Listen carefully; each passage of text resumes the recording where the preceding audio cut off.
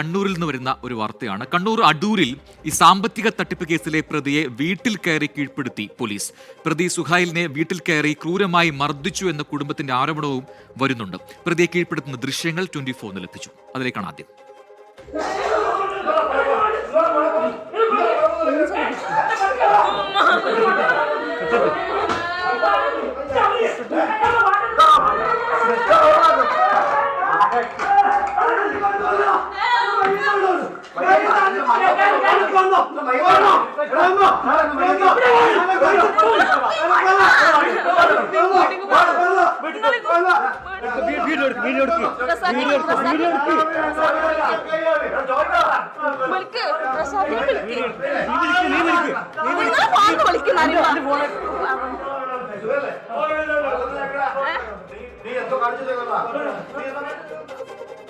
കസ്റ്റഡിയിലിരിക്കെ toilet cleaner കുടിച്ച പ്രതി ഇപ്പോൾ പരിയാരം മെഡിക്കൽ കോളേജിൽ ചികിത്സയിലുമാണ്. അരുൺ പൂപ്പറമ്പ കണ്ണൂരിൽ നിന്നും അതിന്റെ യഥാർത്ഥ ചിത്രം നമുക്ക് നൽകും.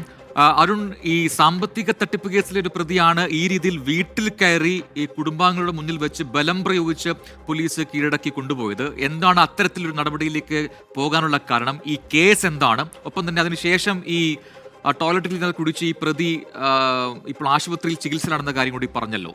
വിശദാംശങ്ങൾ എന്താണ്?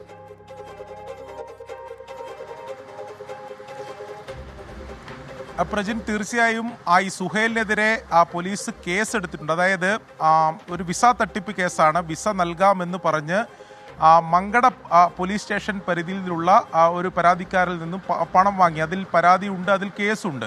ആ കേസുമായി ബന്ധപ്പെട്ടാണ് മങ്കട പോലീസ് സ്റ്റേഷനിലെ ഉദ്യോഗസ്ഥർ ഇന്നലെ സുഹൈലിൻ്റെ കണ്ണൂർ അടൂരിലെ വീട്ടിൽ എത്തിയത്. സുഹൈലിനെ കസ്റ്റഡിയിലെടുക്കുന്നതിന് വേണ്ടിയാണ് എത്തിയത്.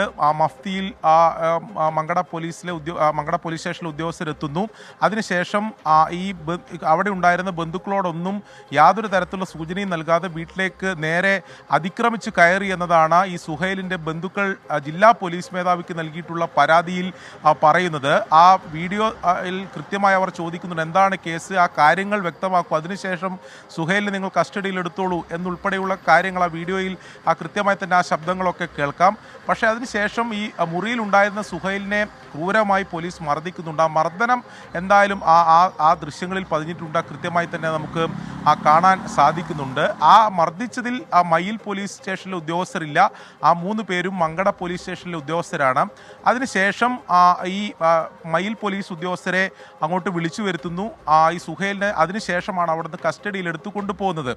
ഏത് കേസായാലും പോലീസ് ഉദ്യോഗസ്ഥർക്ക് ഈ രീതിയിൽ വീട്ടിൽ കയറി കുട്ടികളും സ്ത്രീകളും എല്ലാമുള്ള ഘട്ടത്തിൽ ഇങ്ങനെ ചെയ്യാൻ സാധിക്കുമോ എന്ന ചോദ്യമാണ് ഇതിലൂടെ ഉയർന്നു വരുന്നത്. എന്തായാലും കസ്റ്റഡിയിൽ എടുത്ത ആ സുഹൈൽ പിന്നീട് ഈ ടോയ്ലറ്റ് ക്ലീനർ കുടിക്കുകയും ഇപ്പോൾ പരിയാരം മെഡിക്കൽ കോളേജിൽ പ്രവേശിച്ചിട്ടാണ്. ഇപ്പോൾ അവിടെ ചികിത്സയിൽ തുടരുകയാണ്. എന്തായാലും കുടുംബം ജില്ലാ പോലീസ് മേധാവിക്ക് ഇതുമായി ബന്ധപ്പെട്ട് പരാതി നൽകിയിട്ടുണ്ട്. വ്യക്തമാണ്. എന്തായാലും കുടുംബത്തിന്റെ പരാതി പോലീസ് ഏത് രീതിയിൽ കാണുന്നു എന്ന് നമുക്ക് അറിയേണ്ടതുണ്ട്. എന്തായാലും ഈ രീതിയിൽ കുടുംബാംഗങ്ങളുടെ മുന്നിൽ വെച്ചാണ് ബലം പ്രയോഗിച്ച് ഈ പ്രതിയെ പോലീസ് പിടിച്ചുകൊണ്ടുപോയത്. അരുൺ പൂപ്പറമ്പയാണ് കണ്ണൂരിൽ നിന്ന് വിശദാംശങ്ങൾ നൽകിയത്.